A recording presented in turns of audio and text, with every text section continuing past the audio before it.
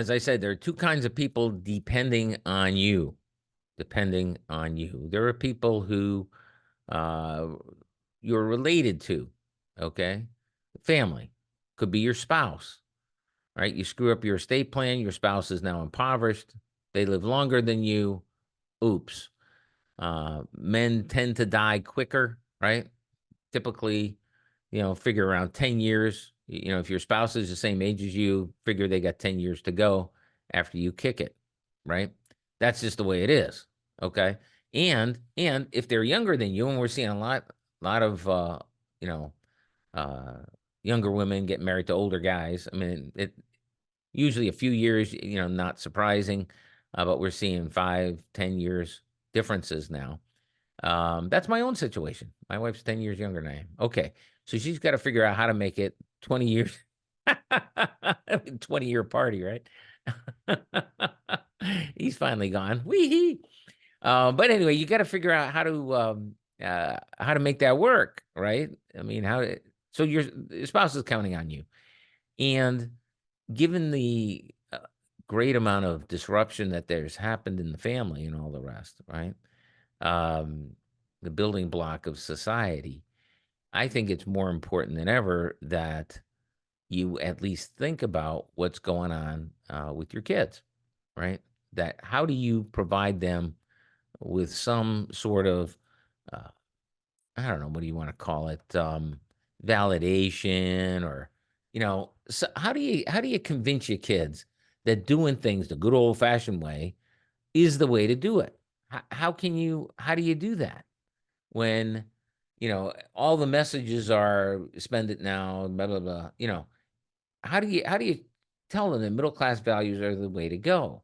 Well, let me just suggest that material demonstration of that makes a difference. So you've saved your a whole life, you've done the 401k, the IRA, all the rest of this stuff, right? How can you convert that into a long-term benefit for your kids? Now, maybe you don't want to. I'm fine with that. But I'm not really fine with that either because historically, we stand on the shoulders of giants. We should stand on the shoulders of the previous generations, right? And according to the Federal Reserve, according to the federal government, about half of what people own, they were given or inherited from family members. Well, if that gets cut off, it's just one more nail in the coffin of the family, right? If you cut off that inheritance thing. So, how can we, number one, take care of your spouse? Got to take care of your spouse. Actually, I'd say that's number two. Take care of your spouse.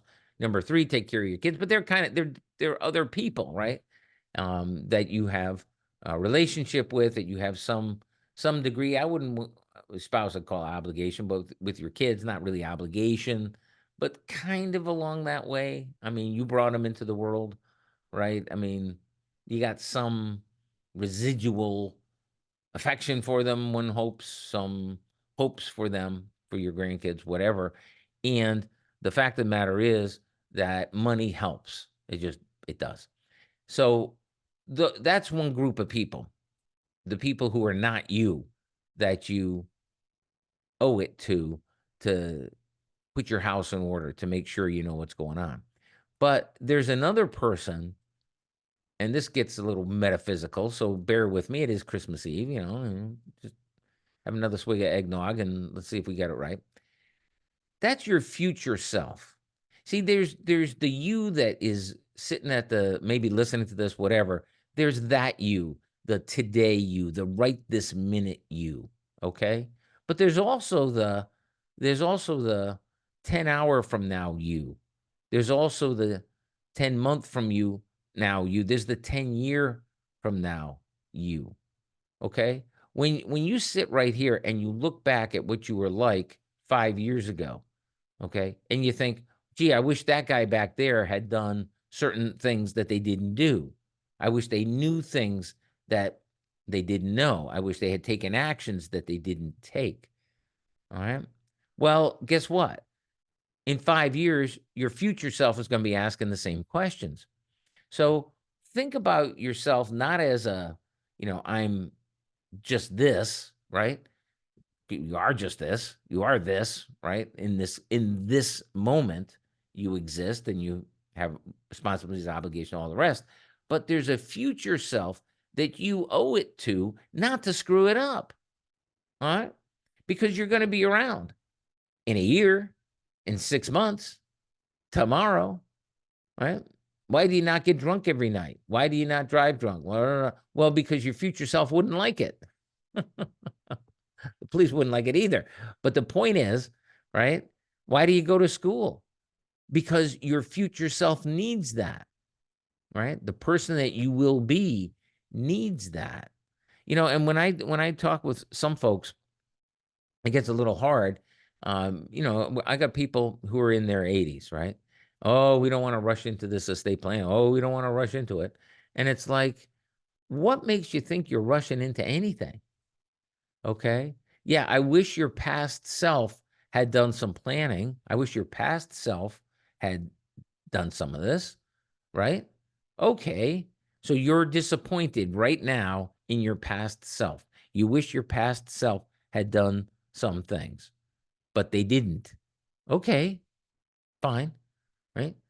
What is your future self going to say about your present self, right? What are you going to be saying about who you are right now, Christmas 2023, when it's Christmas 2028, right? Will you be happy with what that person left you when you make it to the future? Am I getting too metaphysical on this? I don't know. But I think it's really important to realize that you're not just who you are in this moment. And I think a lot of the damage that's being done to families, relationship, all the rest of it is we've been we've been uh, indoctrinated, or I don't know. Yeah, you don't want to blame anybody else for it, right? Because you're responsible for yourself. But whatever it is, the instant gratification stuff. It's all about make your present self happy without regard to the future self. And you've got to be looking, I would suggest, not only at your but primarily at your future self. It's like, what am I going to think about myself 5 years from now? Right? I mean, you already know what the other people are going to be thinking about, right? You're always looking for them as well. So that's kind of my point. Be thinking about who do you owe obligation to? Your future self, right? Your future spouse, your future kids. That's when you're thinking about planning, and you should be. It's like, because that's going to happen. And when it gets here, will you be disappointed in who you used to be? Or will you be gratified that the past self has really helped out the future? So as we look forward into the new year that's coming too, right? As we look forward into the new year, be thinking about, well, what am I doing now that will make who I am in the future proud of me to look back?